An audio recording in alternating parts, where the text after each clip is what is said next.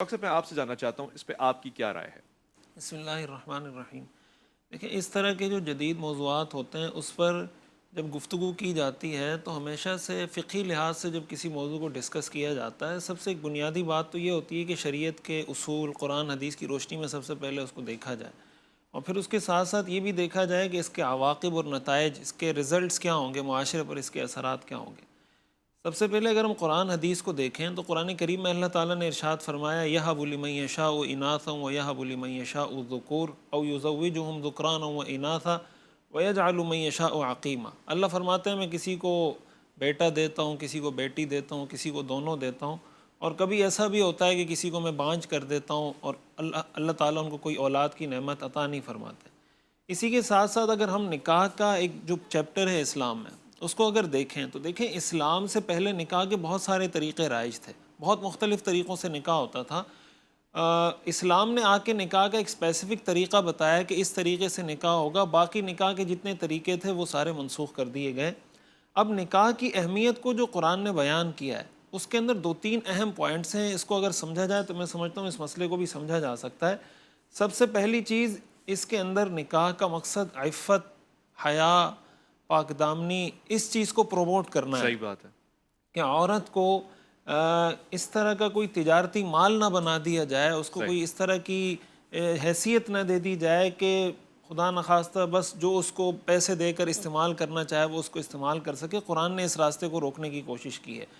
دوسرے نمبر پر، اور اسی لیے قرآن کریم میں اللہ تعالیٰ نے جو مومنین کی صفات بیان فرمائی ہیں وہ ہے وَالَّذِينَ هُمْ لِفُرُوجِهِمْ حَافِظُونَ إِلَّا عَلَىٰ أَزْوَاجِهِمْ أَوْ مَا مَلَكَتْ أَيْمَانُهُمْ کہ مومن وَحَافِظُونَ وہ ہوتے فُرُوجَهُمْ ہیں کہ جو اپنی وَالْحَافِظَاتِ۔ شرمگاہ کی حفاظت کرتے ہیں، اور اللہ تعالیٰ نے دو چیزوں کا استثناء کیا ہے، ایک بیوی کا استثناء کیا ہے، ایک باندی کا استثناء کیا۔ صحیح۔ قرآن کریم کی اس آیت کو اگر دیکھا جائے تو اس سے یہ پتہ چلتا ہے کہ کسی انسان کے لیے کسی دوسری عورت کی شرمگاہ نکاح یا باندی کے رشتے کے علاوہ اس کے لیے حلال نہیں ہو سکتی۔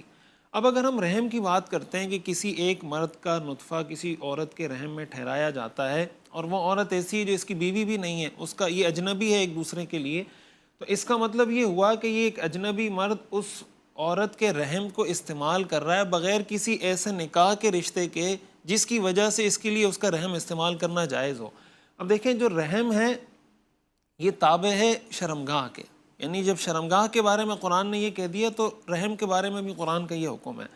دوسری بات اس میں سمجھنے کی یہ ہے کہ دیکھیں اس طرح کے معاملات میں ایک اہم مسئلہ نکاح کی جو ایک شرعی حیثیت ہے اس میں ایک اہم مسئلہ نسب کا ہے کہ جی۔ بچے کی جب ولادت ہوگی تو اس کا نسب کس سے ثابت ہوگا، اور پھر نسب کا صرف یہ مطلب بھی نہیں ہوتا کہ اس کا والد کون ہوگا، نسب میں والد کی اہمیت بھی اپنی جگہ پر ہوتی ہے، والدہ کی اہمیت بھی اپنی جگہ پر ہوتی ہے، اور پھر اس سے بڑھ کر اس نسب سے آگے بہت سارے شریعت کے مسائل ثابت ہوتے ہیں۔ مثال کے طور پر اگر ہم یہ کہتے ہیں کہ یہ فلاں آدمی کا بیٹا ہے، صحیح۔ اس کا مطلب یہ ہوا کہ اس کی جتنی اولاد ہے یہ آپس میں بہن بھائی ہیں، ٹھیک ہے۔ ان کا آپس میں نکاح نہیں ہو سکتا، پھر بھانجے بھتیجے جتنے چچا خالہ پھپھی وہ سارے رشتے قائم ہوتے ہیں۔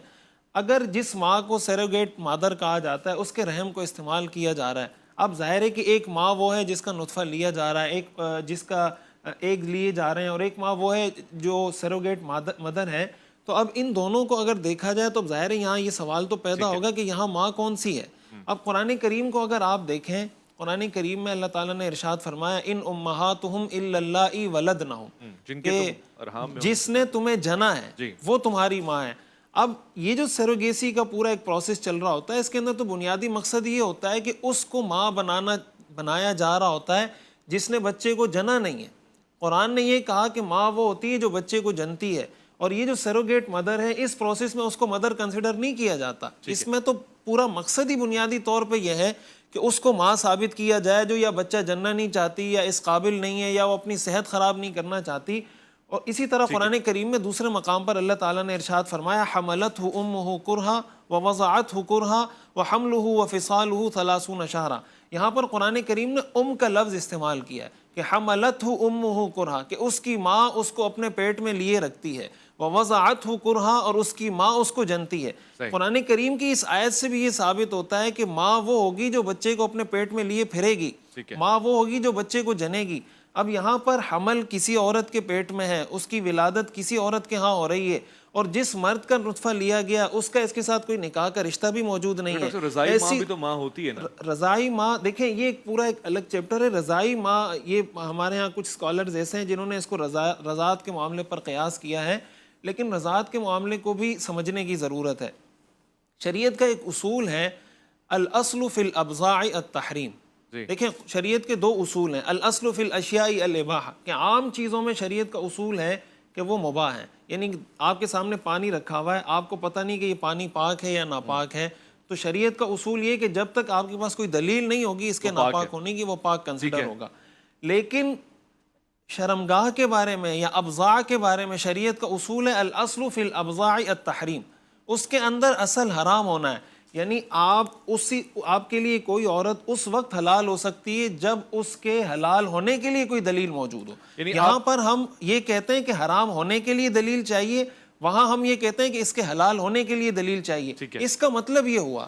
اس سے ایک اور بات یہ نکلتی ہے کہ شریعت نے جو اس نکاح کے معاملے کو حلال قرار دیا ہے یا رضاعت کے معاملے کو حلال قرار دیا ہے یا ایک عورت ایک مرد کو دوسرے کے لیے حلال قرار دیا, یہ ضرورت کے تحت اس کو جائز قرار دیا, اس لیے کہ نکاح نہیں ہوگا تو لوگ ناجائز طریقے کی طرف جائیں گے. آپ کی گفتگو کا خلاصہ یہ ہے کہ اگر اس عورت سے, جس کو ہم سیروگیٹ مدر کہہ رہے ہیں, اگر اس سے نکاح کر لیا جائے تو سارے مسئلے حل ہو جائیں گے. دیکھیں اگر وہ اس کی بیوی ہے پھر تو وہی بات آ جائے گی جو ٹیسٹ ٹیوب بیبی کا مسئلہ ہے.